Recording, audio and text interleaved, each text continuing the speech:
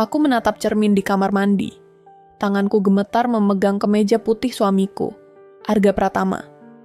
Noda lipstik merah menyala di kerah kemeja itu, seperti tamparan di wajahku. Warnanya begitu mencolok, bukan merah muda lembut yang biasa kupakai, melainkan merah tua yang berani, penuh percaya diri.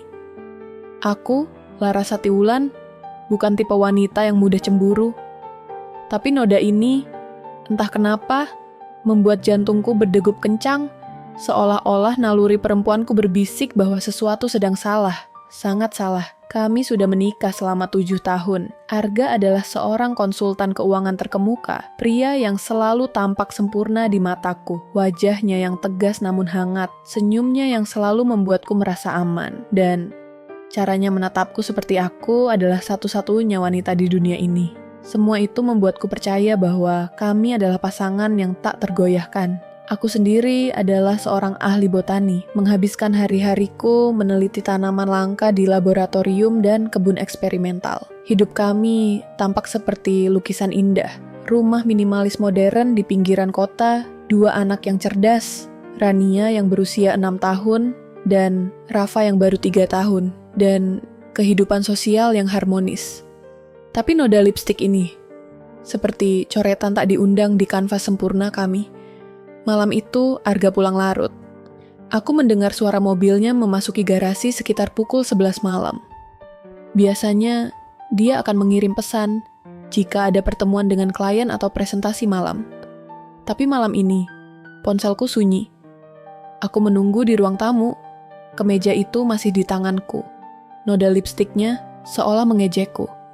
Ketika Arga masuk, wajahnya tampak lelah, tapi ada sesuatu di matanya. Kegelisahan yang tak bisa disembunyikan. "Laras, kenapa belum tidur?"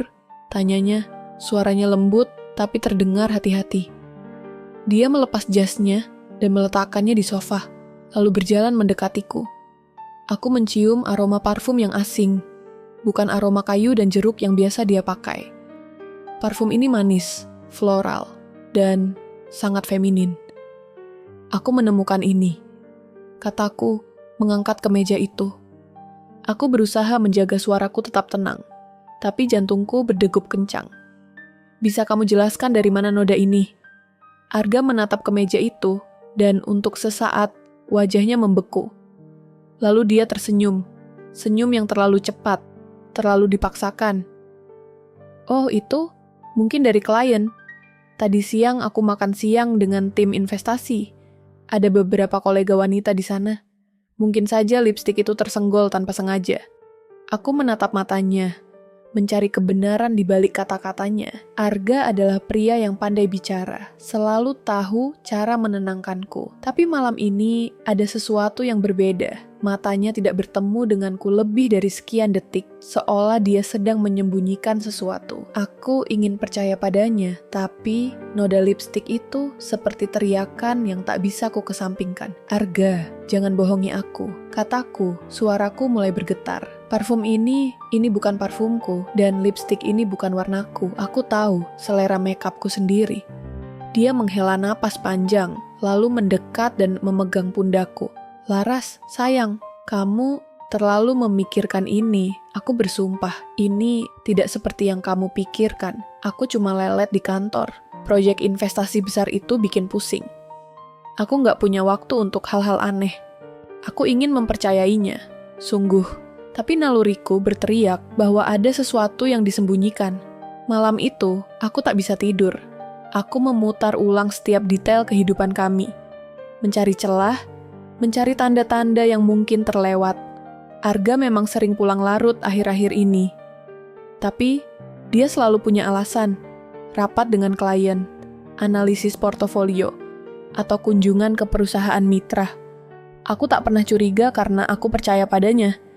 Tapi sekarang, kepercayaan itu mulai retak. Keesokan harinya, aku memutuskan untuk mencari tahu sendiri. Aku bukan tipe wanita yang suka mengintip ponsel suami. Tapi kali ini aku tak punya pilihan. Saat Arga sedang mandi, aku mengambil ponselnya dari meja samping tempat tidur. Jantungku berdegup kencang saat aku membuka aplikasi pesan. Aku tahu kata sandinya, ulang tahun Rania. Tapi yang kutemukan membuatku hampir menjatuhkan ponsel itu. Ada pesan dari nomor yang tidak disimpan, hanya ditandai dengan inisial V. Pesannya singkat tapi intim. Kemarin malam seru, kapan lagi kita ketemu di tempat biasa? Aku kangen. Ada emotikon hati di akhir pesan itu. Aku membaca pesan itu berulang-ulang, mencoba mencerna setiap kata. Tempat biasa? Kangen. Ini bukan sekadar makan siang dengan klien. Ini sesuatu yang jauh lebih dalam, jauh lebih menyakitkan. Aku mencoba mencari tahu siapa V ini. Aku membuka aplikasi media sosial Arga tapi tak ada petunjuk. Akunnya penuh dengan postingan tentang strategi keuangan, beberapa foto keluarga kami, dan ulasan pasar saham. Tidak ada wanita misterius, tidak ada tanda-tanda perselingkuhan. Tapi pesan itu nyata, dan noda lipstik itu nyata. Aku harus tahu. Malam itu, aku memutuskan untuk mengunjungi ibuku, Vania Saraswati. Ibuku adalah seorang produser film dokumenter terkenal, wanita yang selalu jadi tempatku mencurahkan hati. Dia adalah sosok yang elegan, penuh percaya diri, dan selalu tahu cara menghiburku. Rumahnya di kawasan elit kota ini selalu jadi tempat pelarianku saat aku merasa dunia terlalu berat. Aku meninggalkan anak-anak dengan babysitter dan mengemudi menuju rumah ibuku, membawa kemeja Arga dan beban di hatiku. Saat aku tiba, ibuku menyambutku dengan pelukan hangat. Dia mengenakan gaun sutra merah tua yang anggun, rambutnya yang panjang digulung rapi, dan wajahnya tampak berseri seperti biasa. "Laras, apa kabar? Kamu kelihatan pucat," katanya, alisnya berkerut khawatir. Aku tak bisa menahan diri lagi. Aku menceritakan semuanya. Noda lipstik, parfum asing, pesan dari V, dan kecurigaanku pada Arga.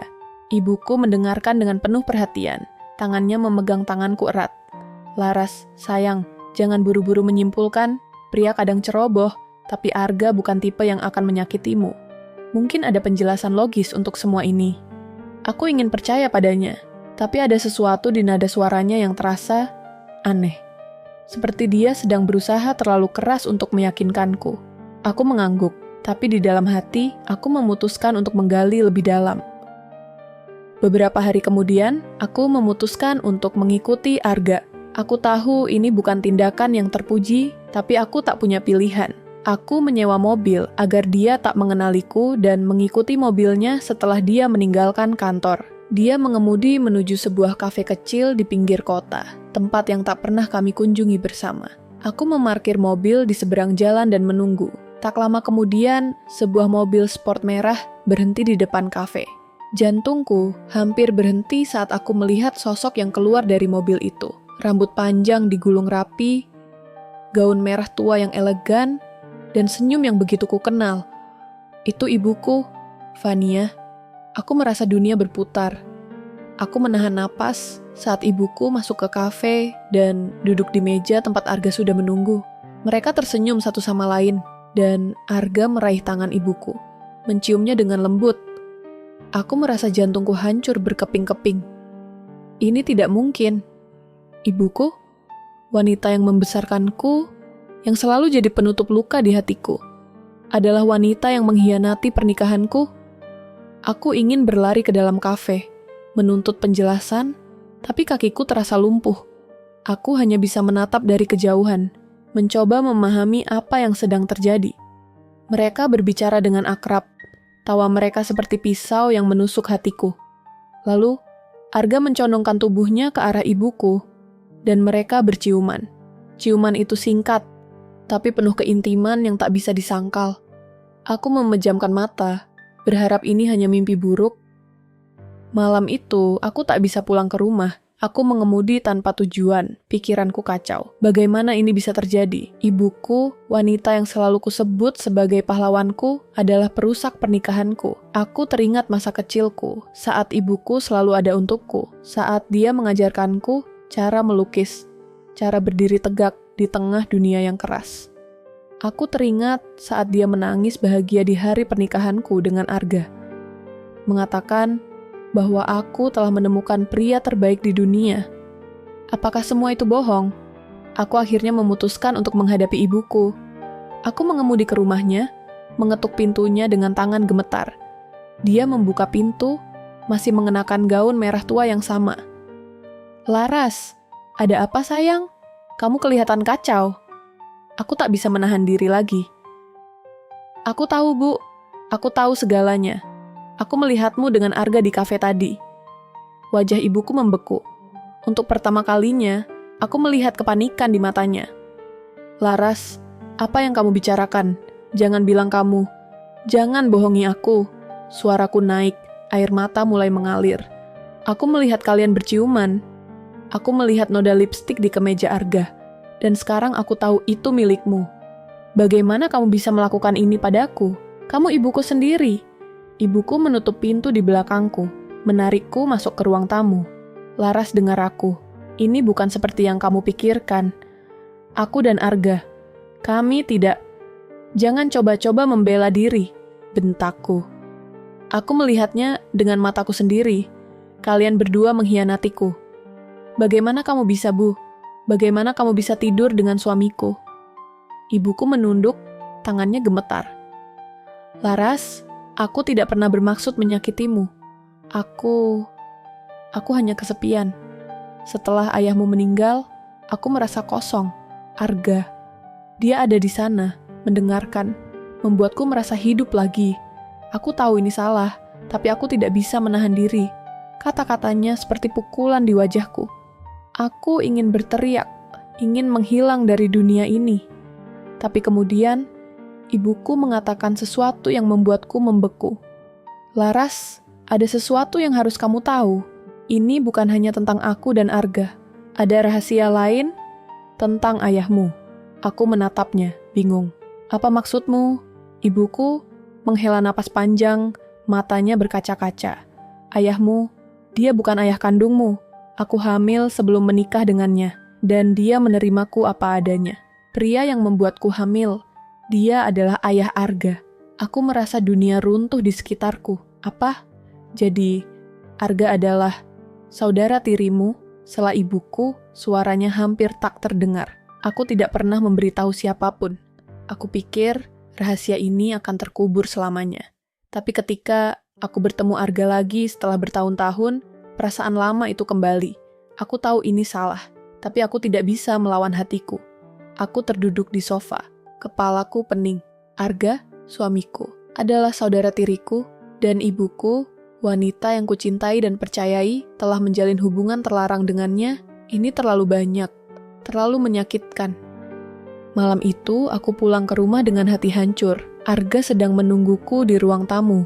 Wajahnya penuh kekhawatiran. Laras, kamu kemana? Aku mencarimu sepanjang malam. Aku menatapnya.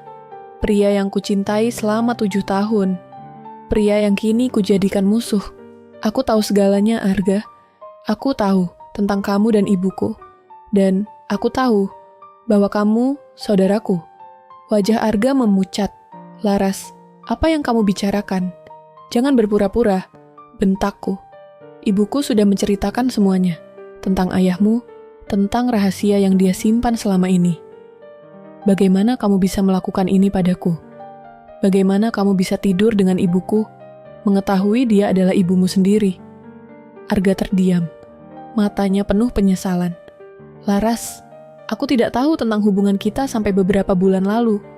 Vania, dia yang memberitahuku. Aku syok, tapi aku sudah terlanjur jatuh cinta padanya. Aku tahu ini salah, tapi aku tidak bisa menghentikan perasaanku. Aku menangis, tak mampu menahan rasa sakit yang membakar dadaku. Kamu menghancurkan keluarga kita, Arga. Kamu menghancurkan anak-anak kita. Dan ibuku, dia menghancurkan hidupku. Hari-hari berikutnya adalah kabut. Aku memutuskan untuk membawa Rania dan Rafa ke rumah kakakku, Nadia, yang tinggal di kota lain. Aku perlu waktu untuk menyembuhkan luka ini, untuk mencari tahu apa yang harus kulakukan.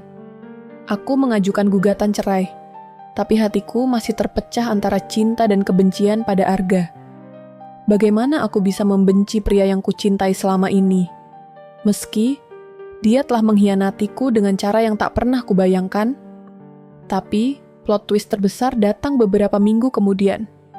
Aku menerima telepon dari seorang wanita bernama Clara, asisten produksi yang bekerja untuk ibuku. Dia meminta bertemu, mengatakan ada sesuatu yang harus kuberitahu. Aku bertemu dengannya di sebuah kafe, dan apa yang dia katakan membuatku kembali terkejut.